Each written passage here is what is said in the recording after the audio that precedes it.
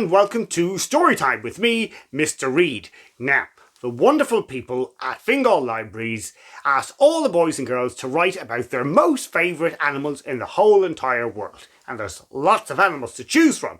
So we've picked just a few that I'm going to read with you today. In this video and in another video, I'll do a couple more. And I also have some of my most favourite animals here. I have a doggy, who doesn't love a doggy?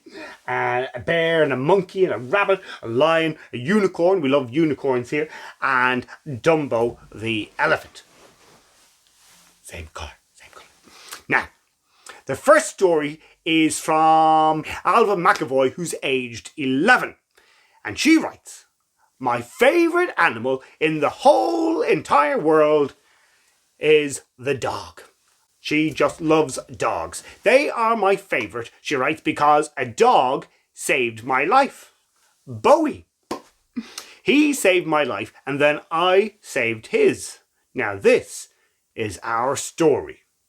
When I was 2, I was diagnosed with eye cancer. And when I turned 18, I had lost 95% of my sight. Before this, I was minorly blind and could see okay. Now I needed a dog to help me. My mother and father took me to a rescue centre and I felt some of the dogs. They tried leading me, but they all just weren't quite right. I mostly just used a stick to get around, and I was on my way to college one day. But I was finding it hard to get around, and I could hear loud noises and they kept getting louder and louder and louder, and then it hit me. I was on a building site. My name is Bowie, and up until now I have been a stray. And then I saw this girl wandering onto a building site. Somehow I knew it wasn't safe. I ran up to her and grabbed her sleeve. She didn't try to bite me, so I kept holding on, and I led her off the site. She felt around the air until she stroked my head. I like having my ears scratched. She took me home, and for the past 4 years we have been best friends. Today I was on a walk with my owner. I've learned her name is Millie. Yes, Millie. She had her ball and she threw it to me in her hand. But I saw a squirrel and it just went crazy. Millie took control of me, but she dropped the ball and it rolled out onto the road. Bowie! Bowie! She screamed. That's my name, but I didn't listen. I followed the ball onto the road to collect it for her. I heard a noise, I turned around and there was a car coming towards me. My heart thumped in my chest as the car came straight towards Bowie. I couldn't see it, but I could hear it. I sensed where Bowie had ran to. I gathered up my courage and I sprinted at Bowie. I threw myself onto him and throwing him out of the way. I threw myself too and hurt my arm.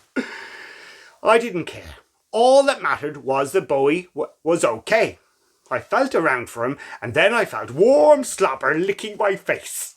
"Oh, Bowie," I cried happily. He licked my face. And someone called an ambulance for me because apparently my arm was bent at a funny angle. An hour later, I had my arm put in a sling. They checked Bowie and said he was fine. That was all that mattered. As I stroked Bowie, I knew everything was going to be fine. Isn't that right, Bowie? Yes, it is. What a terrific story. Both sides of the same story, beautifully written. There's lots of drama, the car, the ball, the excitement, and the squirrel. Squirrels are always causing trouble for dogs. But well done, Ailbhe. I really enjoyed that story. Very, very creative. Our next story comes from a young man called Oliver Moore, who's aged 8. Hello, Oliver. And he writes, "My favourite animal in the whole entire world is a bunny, because I am the first Easter human. And here's how. One day, when I was in my room of the house, I heard footsteps behind me. Now, I thought it was my mum coming to tell me to tidy my room. But when I turned around, I didn't see my mum. I saw a bunny. And the bunny said, 'Hello.' Well, I was scared, and I ran for cover under my duvet. Well, you would, wouldn't you? Then the bunny said, "Follow me." So I followed the bunny, and the bunny led me to a place I'd never seen before. "This is Easter Island," said the bunny. And by the way, my name is Jeff," said the bunny. And Jeff led me to a tree that had a button on it. So he jumped up and pressed the button. And when he did, the tree kind of shook and moved a bit. And then there was a slide going all the way down. So me and Jeff went down the slide, and in front of us was the real Easter bunny. "I am the Easter bunny, but I need some help." "Well, I can help," said Jeff. "We can help." And that is how I became the first Easter human. Well, there you go. You learn something new every day. Did you know that, Bunny? Did you know that? Bunny knew that. Everybody knows the Easter bunny, but I didn't know about the Easter human. I can't wait for all the Easter eggs I'm going to get next year from the Easter human and the Easter bunny. Well done, Oliver. A terrific story. Great imagination. And don't forget to visit your local library now that you can again, or you can still visit online. Lots of books to check out, and they might inspire you to write your own story. Yes, indeed. So until the next time, bye for now.